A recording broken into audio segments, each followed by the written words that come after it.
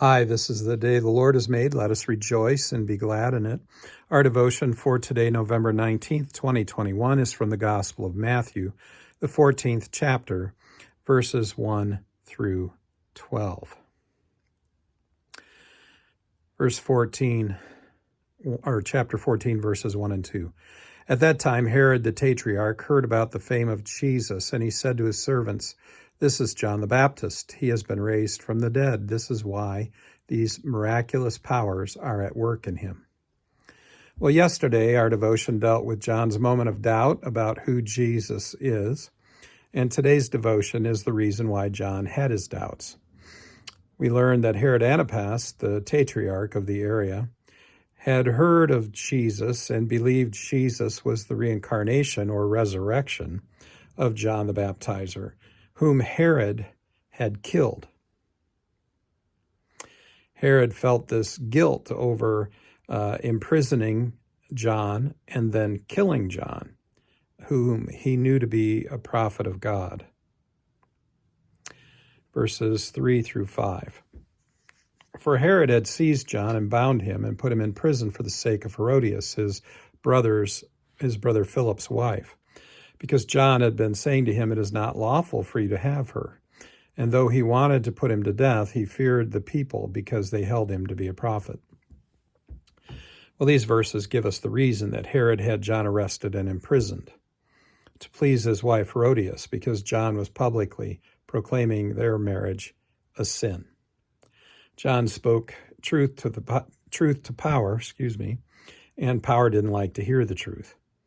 And while Herod wanted to kill John, as we're told, he was afraid of doing that because the people believed John was a prophet of God, and he was afraid that the people might rebel.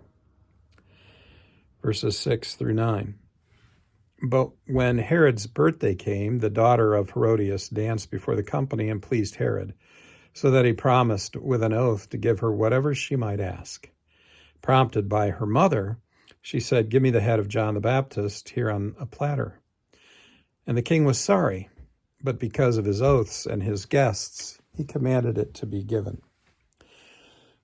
So now we hear of a drunken boast and promise from Herod, brought on by too much alcohol and lustful desires for his stepdaughter. And Herod finds himself publicly trapped into having to carry out the very thing he was afraid of, killing John, in order to keep his honor and his promise. Have you found yourself so drunk that you've made some foolish decisions or promises, or that you did something foolish or dangerous when you were drunk? Have you carried the shame of it with you? And do you still have that shame? Herod would never have made this decision sober, but he was drunk and was not thinking with his brain. In some ways, I'm reminded of King David and Bathsheba and the whole list of sins David commits to hide what he has done from Uriah and from others. But death is the result there, too. Herod would love to take back his boastful promise to his stepdaughter, but he can't. Too many influential people have heard him make it, and now, because he will not let his honor suffer, he will send for John's head to keep his drunken promise. John must die because of Herod's sins. It's also important to note that Herod's wife kept her hatred for John close at hand each day, just waiting for an opportunity to present itself for her to be able to take vengeance against John. Have you kept grudges for a long time? Have your grudges ever made you feel better or resulted in any lasting peace for you while you carried them? How about when you finally carried them out? It's not a lasting peace that is obtained through vengeance. And it makes you no better than those you sought vengeance against. Well, the fallout, instead of advising her daughter to ask for up to half of Herod's kingdom, which we learn in another gospel is what he promised her, which would have given her daughter great wealth and power of her own, Herodias advises her daughter to ask for John's head, which really doesn't help her at all.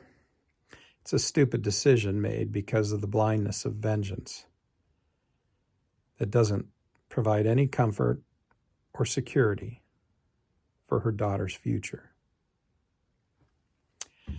Verses 10 through 12. He sent and had John beheaded in the prison, and his head was brought on a platter and given to the girl, and she brought it to her mother. And his disciples came and took the body and buried it, and they went and told Jesus.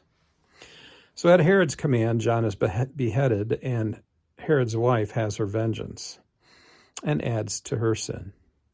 Her daughter, complicit in John's death, has a decomposing head to show for her dance, and nothing more.